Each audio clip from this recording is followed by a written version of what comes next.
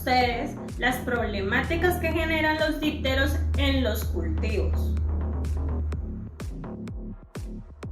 Las moscas, mosquitos y zancudos comprenden el orden Diptera, caracterizándose por ser uno de los órdenes con mayor riqueza de especies, variedad anatómica y al ser diversificados, es decir, la variabilidad de organismos que habitan un ecosistema y los complejos ecológicos de lo que forman parte. Existe un gran número de especies identificadas y en la actualidad hay descritas más de 150.000 especies de dípteros, pero ciertas especies son de gran importancia económica para la agricultura debido a los numerosos daños que generan en los cultivos, como lo es el caso de algunas especies de las familias de Tripitidae, Pulilidae, Agromosidae, Antomididae, Drosophilidae. Los daños en los cultivos se producen en los estados adultos, en donde los dípteros para alimentarse o para realizar la puesta realizan picaduras en las hojas. En estado de larva también generan daños, ya que estos se alimentan de parénquima foliar realizando galerías que posteriormente se necrosan. Además, las heridas ocasionadas por esta plaga facilitan la entrada de patógenos como lo son los hongos y las bacterias. No todas las especies de dípteros son dañinas para la agricultura, pues hay varias especies de moscas que tienen un rol beneficioso, ya que son enemigos naturales de varias especies de plagas. Habitualmente, los individuos de las especies de la familia de dípteros suelen estar controlados por sus propios enemigos naturales. Aparecen en los cultivos, pero cuando lo hacen a niveles bajos, no suelen ser de interés económico. Sin embargo, cuando aparecen en un elevado número y en estado de larva y coincidiendo con el periodo de siembra del cultivo, pueden llegar a convertirse en una plaga con efectos muy severos. A continuación voy a hablar de la importancia de controlar los dípteros mediante un manejo integrado de plagas. ¿Qué es un manejo integrado de plagas o un MIP? Es un sistema que utiliza de forma compatible todas las técnicas y herramientas disponibles para el control de plagas con el objetivo de mantenerlas por debajo del nivel de daño económico. Usualmente, en situaciones de emergencia que suelen presentarse, casi siempre el productor acude a la aplicación de un insecticida. Esta medida por sí misma es parcialmente efectiva o suele ser parcialmente efectiva, por lo que debe ser aplicada con continuidad. Esto generalmente resulta perjudicial para el medio ambiente y para las personas, además de generar un gasto de dinero constante. Los procedimientos de control o combate químico generalmente no son 100% efectivos, debido a que permite que se establezca la relación entre el cultivo y su enemigo y luego es difícil eliminarlos. Por otra parte, si utilizamos tratamientos químicos antes de que el enemigo llegue al cultivo o si estamos utilizándolos para prevenir, se está gastando inútilmente el dinero, puesto que estaríamos controlando algo inexistente. Pero esto no significa que no se deba hacer nada. Hay muchas prácticas preventivas que no son químicas y resultan ser más económicas que estar utilizando insecticidas de forma constante.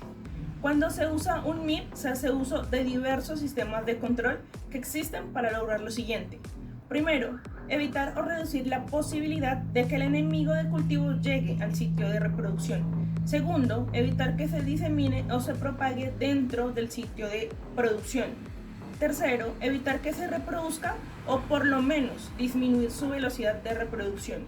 Y finalmente, hacer pequeños cambios en el ambiente del cultivo, haciendo que ya no sea tan agradable para que el insecto viva en ese cultivo. La reproducción de este tipo de insectos mayoritariamente es sexual o en algunos casos puede ser asexual. La metamorfosis de estos insectos son holometábolos, es decir, que incluyen 4 fases: huevo, larva, pupa y adulto. Los huevos tienen una morfología, son alargados, redondos u ovalados y no superan el milímetro. Algunos pueden ser colocados entre 6 a 8 huevos y otros pueden llegar hasta los miles de huevos. Las larvas no suelen verse, tienden a ocultarse de sus depredadores, son generalmente alargadas, con aspecto de gusano con cabeza o cápsula cefálica y con aspectos de gusano pero sin cabezas ni patas falsas. La pupa presenta diversas formas, pueden ser de superficie correosa y presentar espinas, órganos respiratorios o remos locomotores.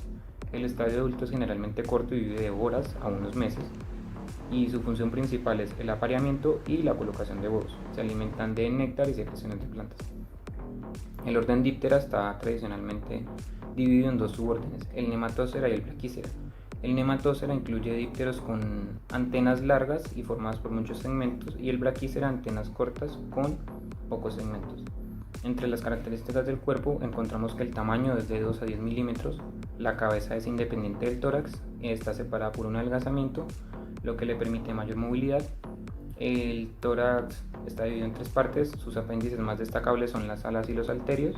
Las alas son de estructuras membranosas y son muy homogéneas en todas las especies. Los halterios les funcionan como alas modificadas y son giroscopios que les permiten mantener la estabilidad.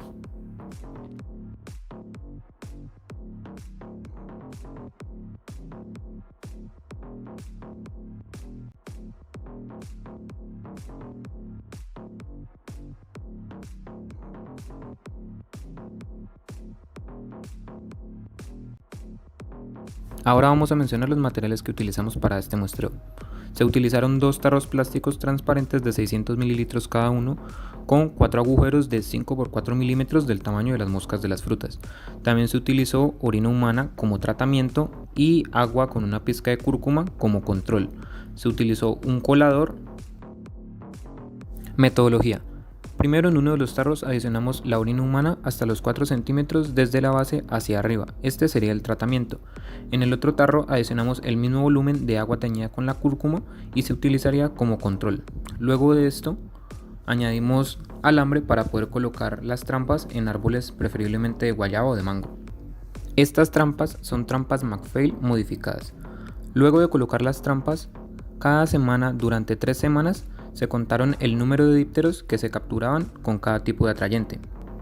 Para esto se descolgaba la trampa y se vaciaba el contenido en un colador o sobre una bolsa plástica blanca para poder contar el número de dípteros, y con una lupa o con un microscopio se confirmaba la presencia del par de alas del insecto, y al final se registró el número de dípteros en una tabla de Excel con el consolidado de las demás trampas de los alumnos. Los datos obtenidos de las 47 trampas, cada una con su respectivo control, se analizaron mediante pruebas estadísticas a través del programa PAS con el fin de contestar los objetivos planteados. Una vez obtenida la descripción general de los datos, se realizó el diseño completamente al azar utilizando la prueba Shapiro-Wills, el cual nos indica que los datos no tienen una distribución normal, ya que el valor de probabilidad tanto por el tratamiento con orina y el control se encuentra por debajo de 0,05. Utilizando de este modo la prueba no paramétrica Mann-Whitney, la cual corrobora que si hay diferencia entre el número de individuos díptera atraídos por la orina humana comparado con el número de individuos atraídos por el agua amarilla, debido a la diferencia entre el estadístico de comparación U con el de probabilidad. En la siguiente gráfica podemos observar el promedio de dípteros capturados, en donde el tratamiento con orina obtuvo un resultado del 44%, mientras que el control un 8%, verificando de este modo la diferencia de dípteros capturados entre el tratamiento y el control.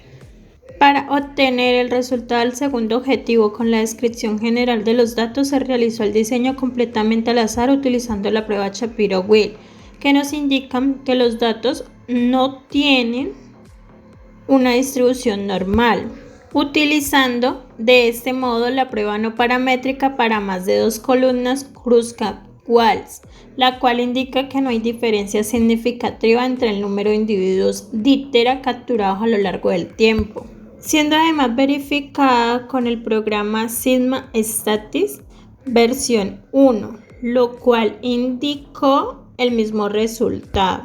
En la siguiente gráfica se puede observar lo anterior mencionado, en donde el tratamiento con la orina no presentó cambios significativos en la captura de dípteros a lo largo del tiempo.